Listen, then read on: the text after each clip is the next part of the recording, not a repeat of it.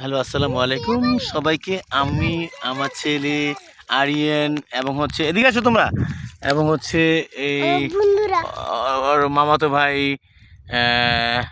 ফুয়াদ, তারপর আবার সিয়ামের ভাই আরিয়ান, ওরা তিন মামাতো ভাই। না, ফুয়াদুজি, নসীন আর আমার ছেলেরা আব্দুল ইসলাম রাহিল। আমরা সবাই এখানে ভিডিও করতেছি। আপনারা এই দেখতে পাচ্ছেন যে আসলে পিছনে কি সুন্দর। এটা হচ্ছে বাড়ির সামনের সাইড, আর এটা হচ্ছে আপনার এই বাড়ির সামনে যেমন ধানি থাকে না জমি, বা এটা খেলার মাঠ। মোট কথা হচ্ছে সরকারি জমি, এটা খেলার জন্য, খেলাধুলার জন্য এটা মাঠ। আর এখানে হচ্ছে আপনার এই কবরস্থান জায়গা আর কি, এই জন্য বরাদ্দ করা।